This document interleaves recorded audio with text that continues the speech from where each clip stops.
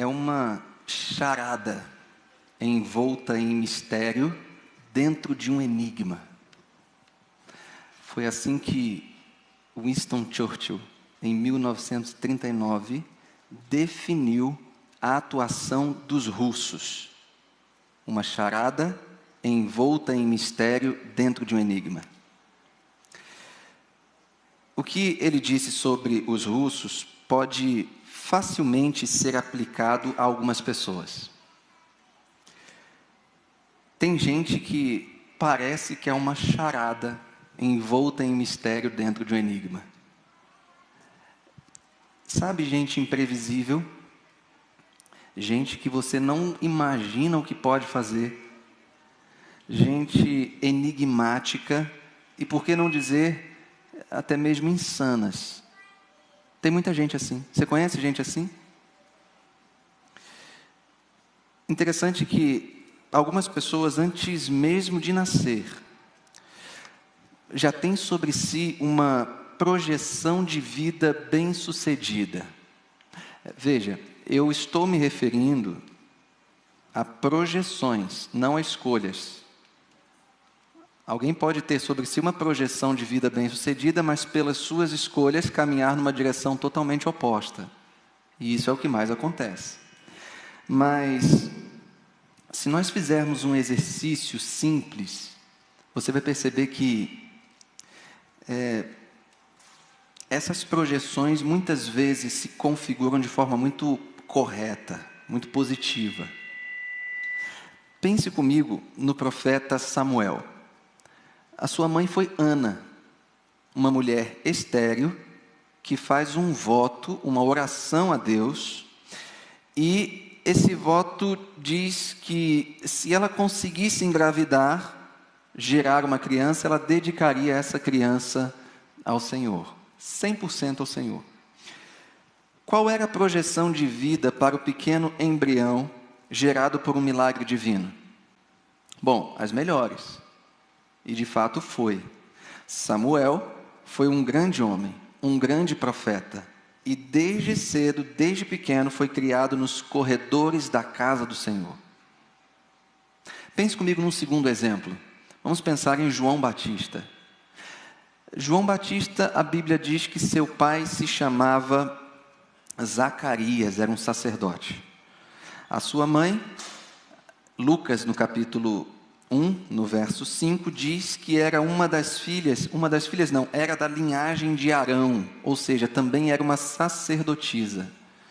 Então, qual era a projeção de vida para o pequeno embrião da linhagem sacerdotal criado por um milagre divino? Por que milagre?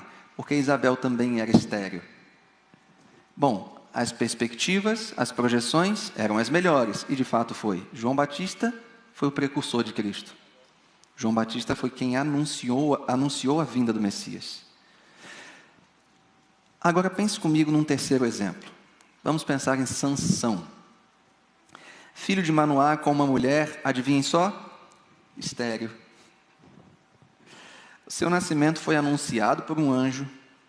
Desde o ventre da sua mãe já havia instruções de como o menino deveria ser criado, o que ele deveria comer, como ele deveria se desenvolver. Afinal de contas, Sansão deveria ser o libertador de Israel. Qual era a projeção para a vida do pequeno embrião gerado por um milagre divino? As melhores. E de fato foi? Não. Porque aqui entrou em cena o elemento escolha. Veja, Sansão foi uma bela charada envolta em mistério dentro de um enigma.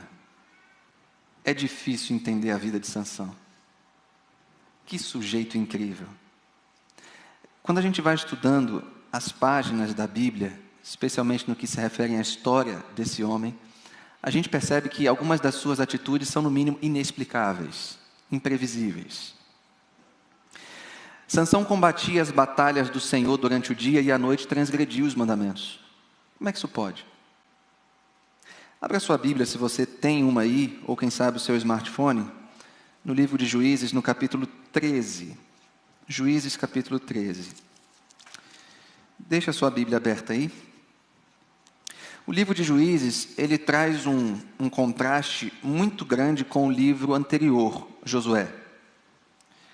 Josué termina com a nação descansando na terra prometida, desfrutando ali das bênçãos.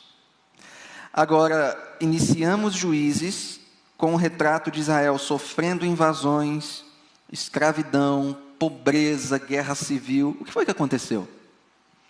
O que aconteceu para o cenário mudar de forma tão radical? Você vai encontrar no livro de Juízes uma frase que aparece algumas vezes. Naqueles dias não havia rei em Israel, e cada um fazia o que achava mais reto, ou certo, ou o que queria. Essa frase vai aparecer algumas vezes no livro de Juízes, e pode ser por ela explicada o período tão difícil que esse mundo, ou essa sociedade estava vivendo. Afinal de contas, pense um pouquinho aí. Existe algum tipo de possibilidade de harmonia e civilização em sociedades onde cada um faz o que quer? Existe possibilidade disso dar certo? Você pode ser o número 1 da sua empresa. Não tem ninguém acima de você. Mas você pode, por ser o número 1 e não ter ninguém acima de você, fazer o que quer na sua empresa, sem sofrer consequências, sem ter, de repente, em algum momento, perdas.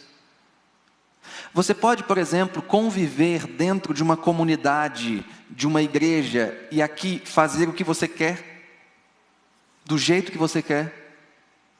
Você pode, de repente, na sua faculdade, ou na sua escola, ou onde quer que você esteja, proceder em comportamento da maneira como você quer, ou quem sabe, utilizando a expressão do livro de Juízes, fazendo o que você acha ser mais certo.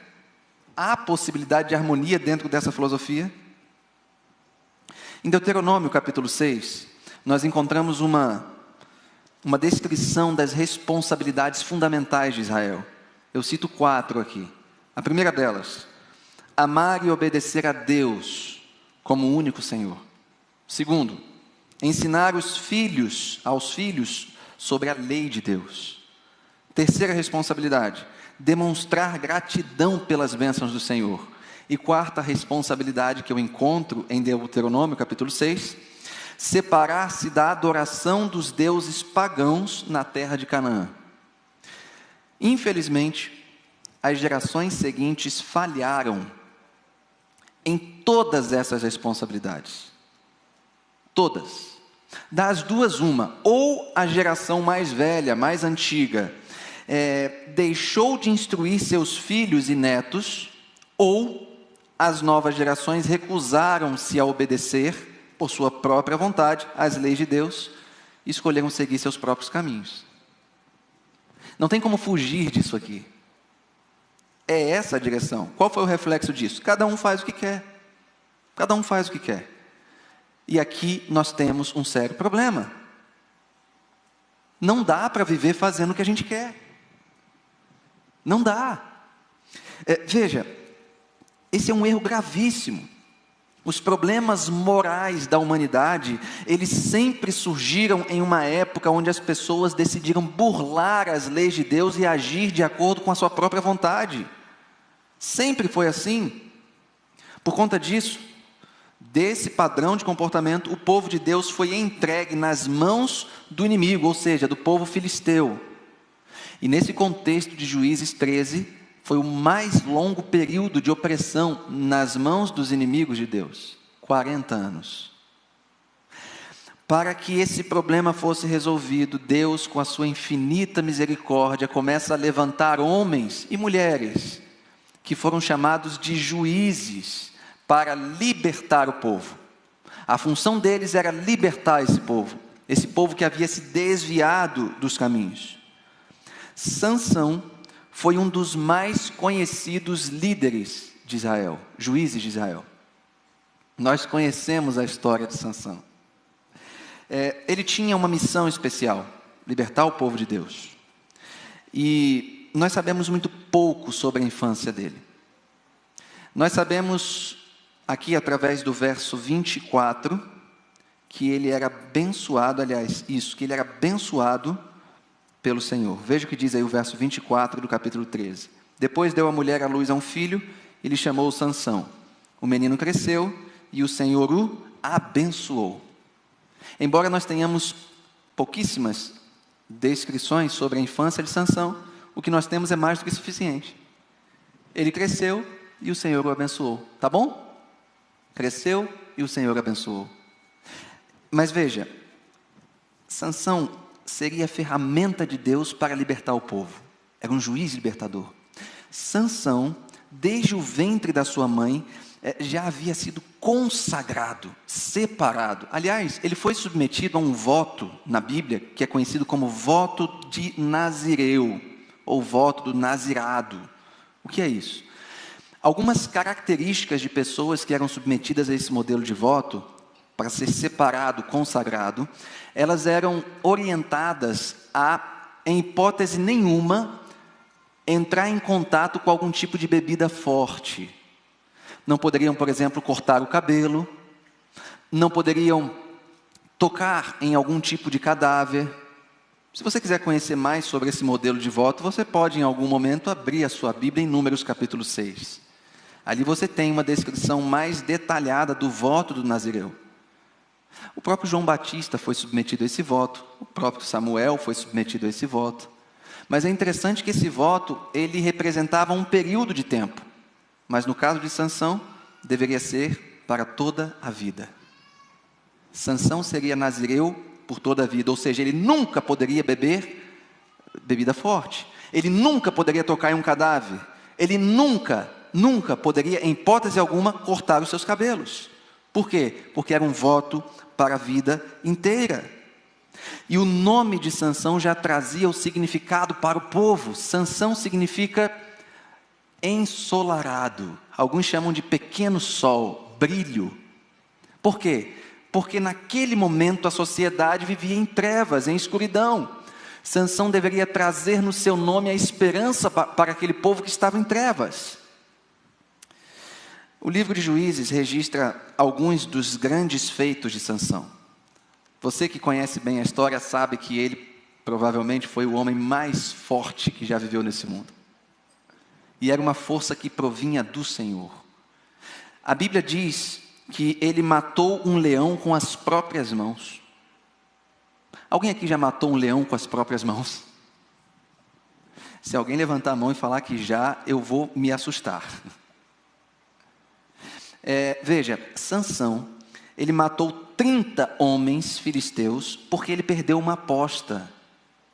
Sansão, ele apanhou 300 raposas ou chacais, amarrou uma tocha na cauda dessas raposas e soltou no meio da plantação dos filisteus, causando um grande incêndio. Veja a habilidade de Sansão e como ele era imprevisível. Era uma charada envolta em mistérios, dentro de enigmas. Quem vai compreender o comportamento desse homem? A Bíblia diz que Sansão rompeu cadeias, matou 1000 homens com uma queixada de jumento. Sansão carregou sobre os seus ombros a porta de uma cidade, derrubou um edifício filisteu com as próprias mãos. Nós estamos falando aqui de alguém com uma força fora do comum, que provinha do Senhor. Mas um dos primeiros eventos relatados na vida dele envolve aqui no capítulo 14 um confronto de vontades entre ele e seus pais. Se você acompanhar comigo os 3 primeiros versos do capítulo 14, você vai entender muito bem o que nós estamos falando. Diz o texto o seguinte: desceu Sansão a Timna, vendo em Timna uma das filhas dos filisteus, subiu e declarou a seu pai e a sua mãe, e disse: vi uma mulher em Timna, das filhas dos filisteus, tomai-ma, pois, por esposa. Porém seu pai e sua mãe lhe disseram: não há porventura mulher entre as filhas dos teus irmãos, ou entre todo o meu povo, para que vás tomar esposa dos filisteus, daqueles incircuncisos? Disse Sansão a seu pai: toma-me esta, porque só desta me agrado.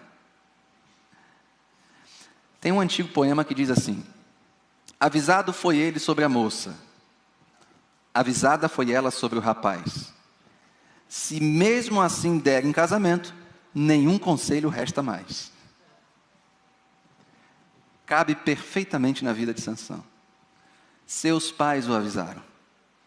Não tem ninguém aqui no meio do nosso povo? O único critério na escolha de Sansão, da sua companheira, era: essa me agrada aos olhos. Veja, nenhum casamento baseado no agrado aos olhos tem como se sustentar por muito tempo. Não dá. E me parece que Sansão aqui estava sendo movido por suas paixões. E ele simplesmente diz: eu quero essa. Por quê? Porque eu gostei dessa.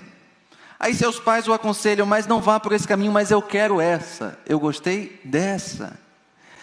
Veja, as formas pelas quais Deus, o legislador do casamento, ou duas das principais formas, se comunica é a Bíblia, e uma segunda forma é através de pais tementes a Deus.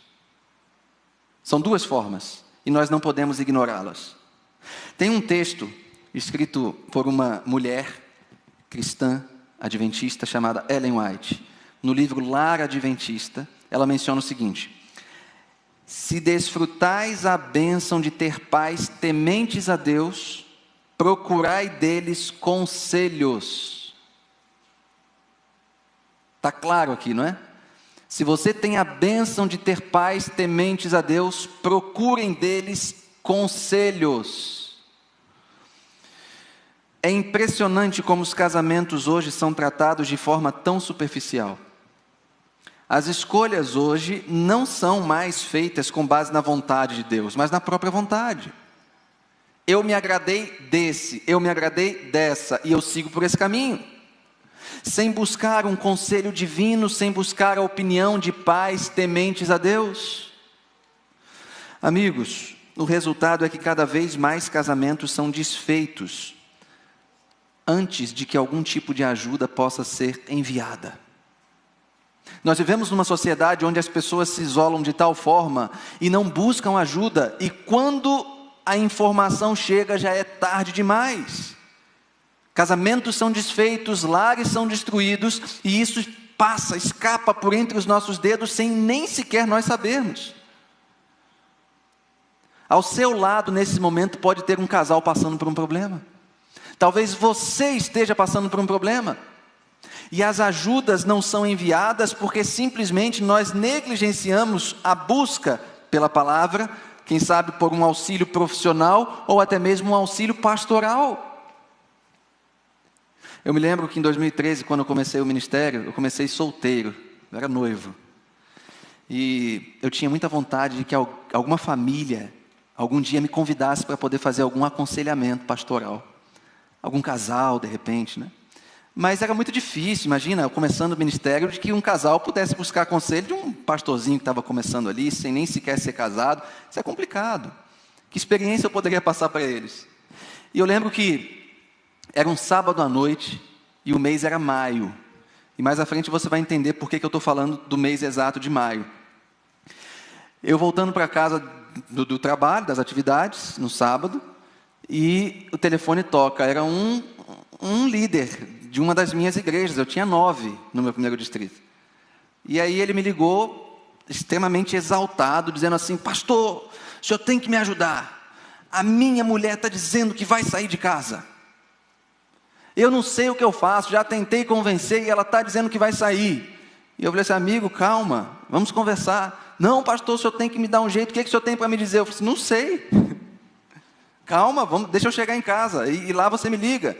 E eu fui para casa, falei assim: Senhor, me ajuda a ajudar esse casal. E quando eu cheguei em casa, o telefone toca de novo, aí ele: pastor, não tem jeito, já está arrumando as malas, falou que vai levar as crianças e tudo mais. E eu: calma, amigo, vamos tentar resolver isso. Aí ele desligou o telefone, passou alguns segundos, me liga a esposa: pastor, ele não vale nada, eu vou embora mesmo. E se o senhor não fizer nada, aí que está tudo decidido. Eu falei: mas o que eu vou fazer? Não sei, dá teu jeito, você é o pastor. Então calma aí que eu vou na casa de vocês. Era a chance que eu tinha. Peguei minha Bíblia, botei a roupa de novo e fui para a casa daquele casal. Cheguei lá, foi uma das cenas mais inusitadas que eu vivi na vida.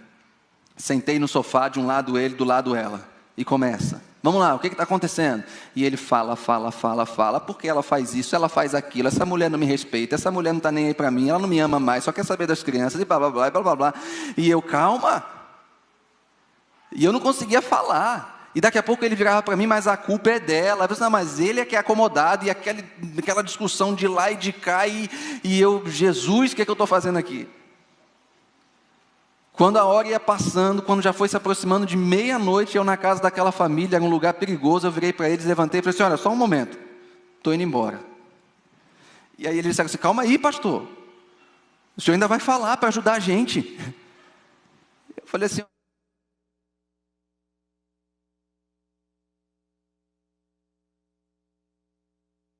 eu vou me casar lá na Bahia, e se eu ficar mais 5 minutos ouvindo vocês, eu vou desistir de casar. E aí aquele rapaz virou para mim, já com mais de 10 anos, e ele falou assim, não pastor, não faz isso não, casamento é uma bênção.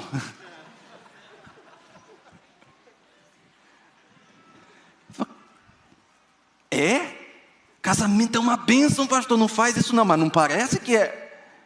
Quer dizer que essas coisas, essas discussões, nós vivemos num contexto tão superficial que essas discussões que não trazem compatibilidade de ideias, de argumentos, são motivos suficientes para dissolver uma união que foi legislada pelo próprio Deus? Será que não é possível uma ajuda profissional, quem sabe um aconselhamento ou mais momentos de oração para salvar esse matrimônio? A nossa sociedade hoje tem descartado relacionamentos com muita facilidade. Sansão teve a oportunidade de buscar a ajuda dos próprios pais, mas não buscou. Decidiu seguir os seus próprios instintos, a sua própria direção. É claro que Sansão tinha vários problemas, sérios problemas com mulheres. A Bíblia registra isso. O primeiro erro foi ter se apaixonado por uma filisteia, e ele sabia que não deveria, afinal de contas, os filisteus eram os inimigos, e ele foi levantado por Deus para libertar o seu povo dos filisteus. Agora veja, a partir desse erro, a partir desse problema, dessa união, uma série de escolhas equivocadas começa a acontecer na vida dele. Quando eu vejo aqui no capítulo 14, no verso 5, eu leio o seguinte: desceu, pois, com seu pai e sua mãe a Timna, e chegando às vinhas de Timna, eis que um leão novo, bramando, lhe saiu ao encontro. Ele matou esse leão. Aliás, ele andou por uma vinha. Uma vinha é ou não é um lugar perigoso para alguém que não pode ter contato com vinho andar? É, mas ele andou por lá. Um leão é enviado até ele. Será que não foi Deus que mandou esse leão para tirar ele dali? Não sei. O fato é que quando esse leão chega até ele, ele mata o leão. E aí eu não sei por que a Bíblia faz essa comparação, mas diz que ele rasga o leão como quem rasga um cabrito. Eu nem acho que é fácil rasgar um cabrito. Talvez seja uma figura de linguagem para dizer que ele era muito forte. Agora veja, Sansão, no verso 8, nos é dito que depois de alguns dias volta por aquele caminho e ele encontra o cadáver do leão. Dentro do cadáver, um enxame de abelhas com mel. Ele pega aquele mel e leva para os seus pais. Ele podia tocar no cadáver? Depois disso, no verso 10, eu leio que ele desceu, pois, à casa daquela mulher e fez um banquete. Essa palavra hebraica aqui para banquete é bebidas, beber. O que Sansão fez aqui foi beber. Sansão poderia se embebedar. Perceba a série de erros que esse homem que deveria ser a luz para o povo estava cometendo. Sansão é um improvável aos céus. Por quê? Não porque apenas contraiu o relacionamento com inimigos de Deus, mas porque desobedeceu e quebrou votos diretos ao Senhor. Até aqui, nós encontramos um Sansão que não dá ouvidos à voz de Deus. Ele sabia o que devia fazer. Ele sabia o caminho que deveria trilhar, mas ele não dá ouvidos à voz de Deus. Sabe o que o torna improvável? Não dar ouvidos à voz de Deus. Deixa eu falar uma coisa para vocês que estão aqui, quem sabe para alguém que está em casa assistindo. Tem gente que dá mais ouvido para o diabo do que para Deus. E eu vou explicar. Alguns anos atrás, aí, talvez alguém tenha tido a triste experiência de ver o inimigo se apossando da vida de alguém. Quando isso acontece, os crentes fogem, todos correm de medo. Sabe por quê? Eles dizem assim: eu não vou lá não, porque o diabo pode dizer umas verdades lá. Correm de medo. E mais, tudo que o inimigo fala, as pessoas dão ouvido.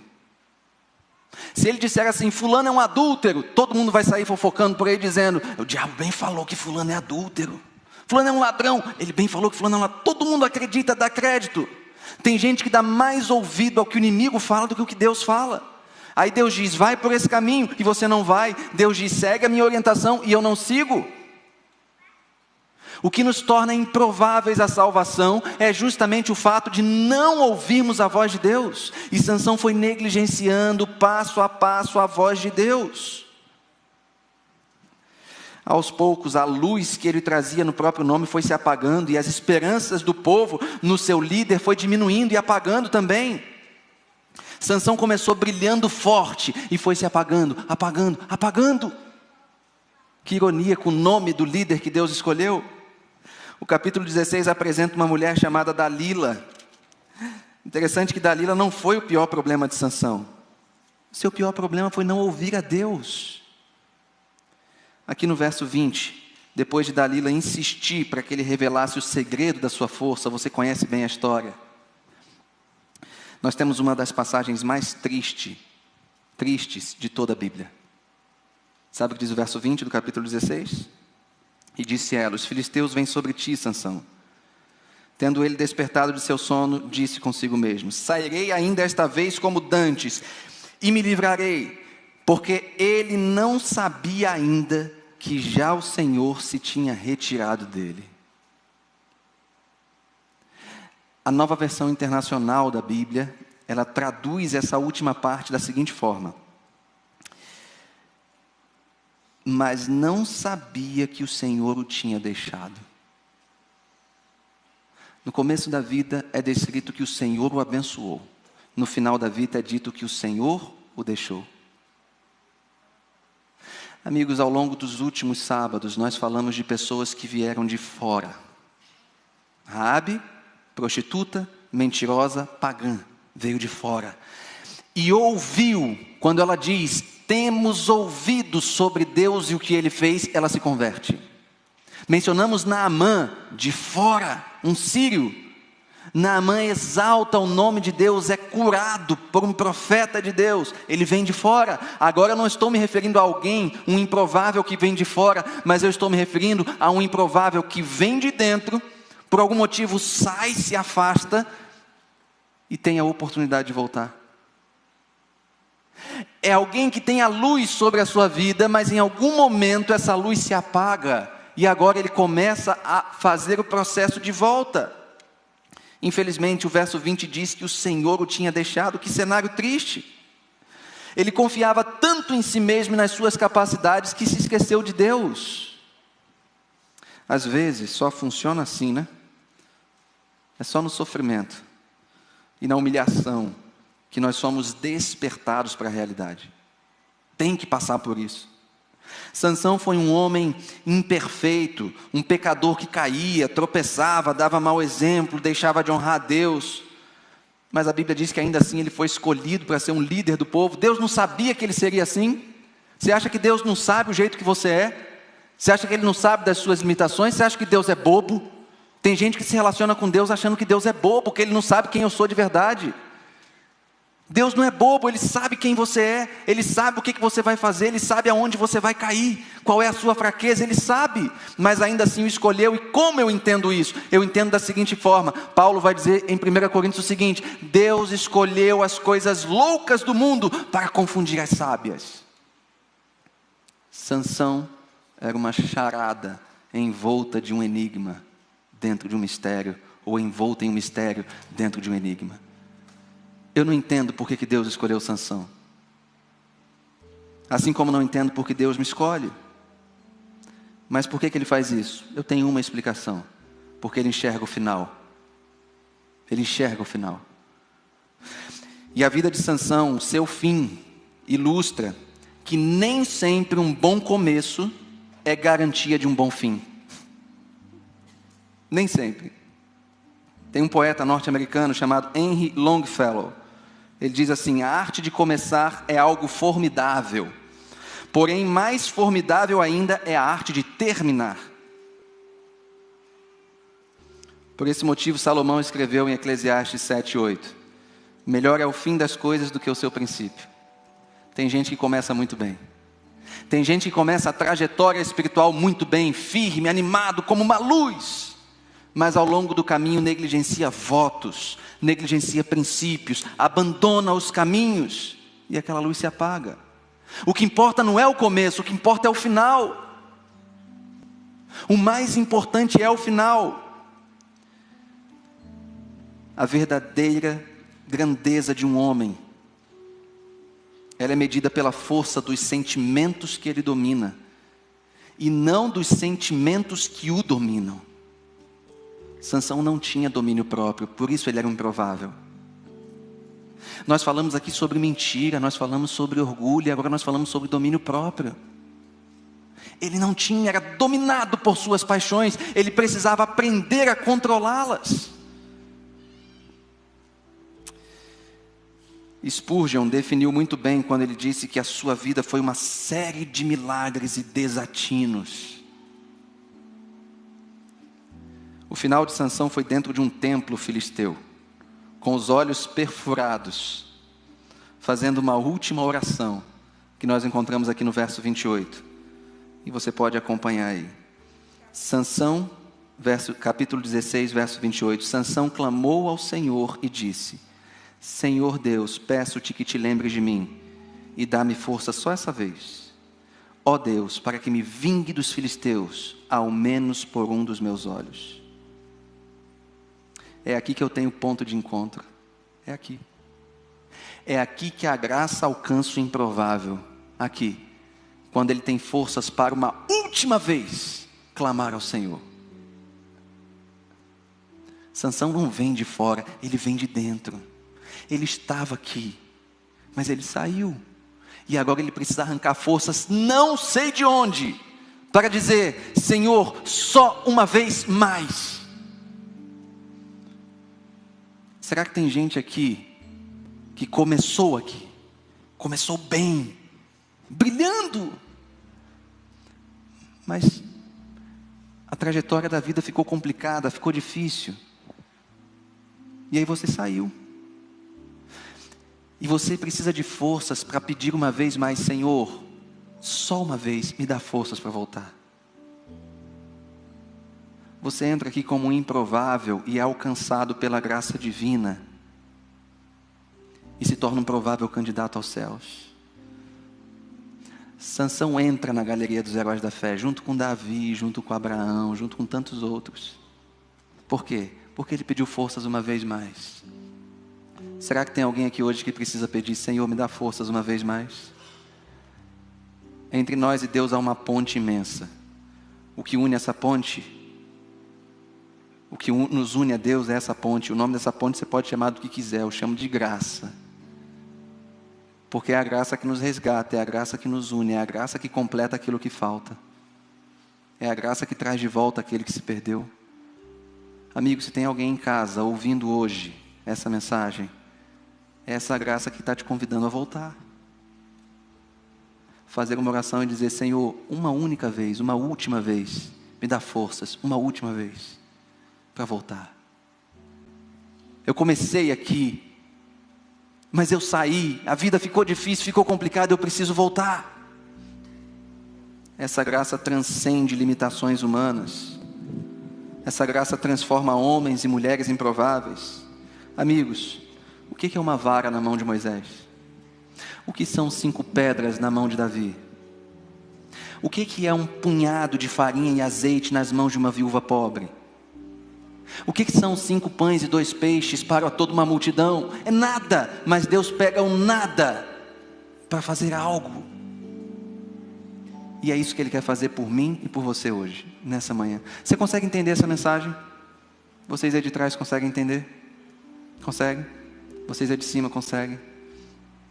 Vocês aí de casa conseguem entender? Uma vez mais, Senhor, me ajude, uma vez mais. Eu não quero mais ser improvável. Eu quero abraçar a Tua graça e desfrutar da salvação em Cristo Jesus. E aí? Quer dizer isso para Ele nessa manhã? Senhor, uma vez mais.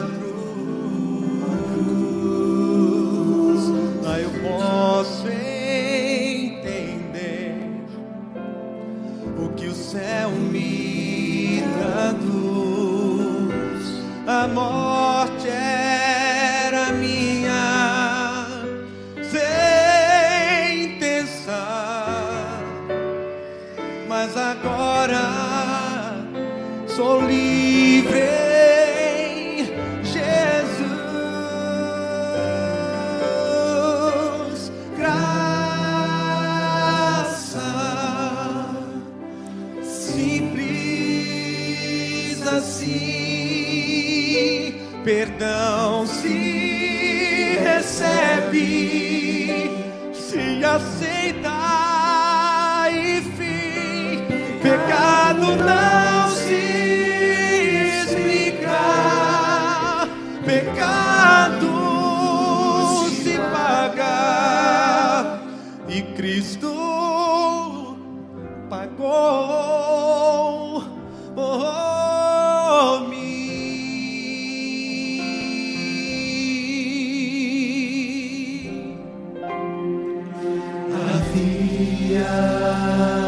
Imensa separação entre a raça caída e o Deus do perdão, mas a graça fechou o abismo e sem hesitar estendeu-nos a mão, mostrou-nos a estrada de volta à casa do Pai, onde iremos morar, nos dá esperança que move, a certeza que Cristo em breve virá.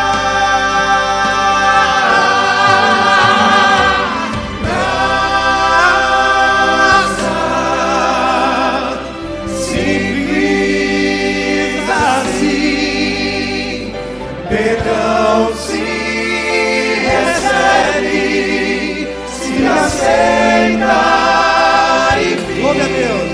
Pecado não se explica, pecado se paga, e Cristo pagou por mim.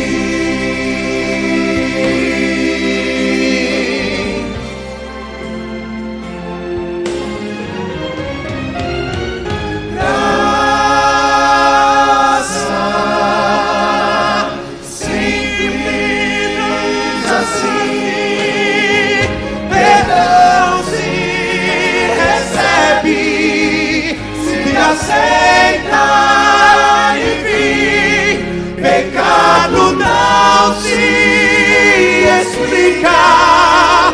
Pecado se paga.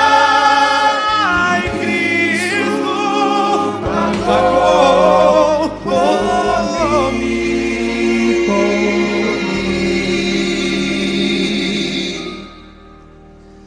E Cristo pagou por mim.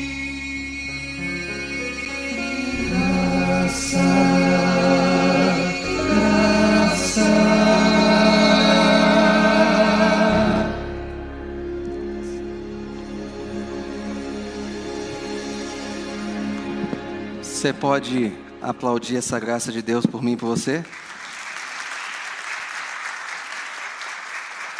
Nós não merecemos, mas essa graça restaura casamentos.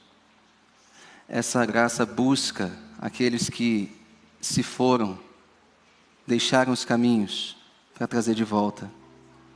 Essa graça renova a vida espiritual. Quando esta está perdida, ela renova. Essa graça traz de volta para bem perto do Pai e nos faz de improváveis a prováveis candidatos à salvação.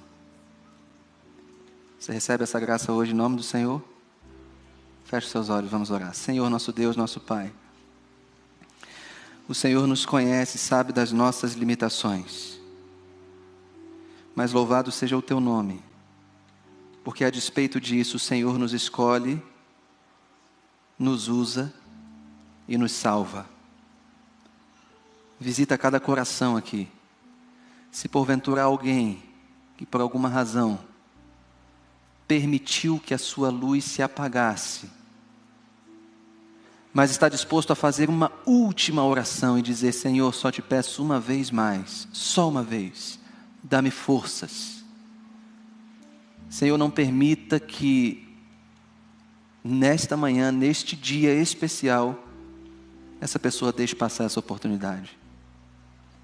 Que ela volte e que ela permaneça, para que o final seja conforme o Senhor quer, e o final envolve vida eterna. Perdoe uma vez mais as nossas falhas, os nossos pecados, e colocamos a nossa vida nas Tuas mãos, e oramos em nome de Jesus. Amém, Senhor.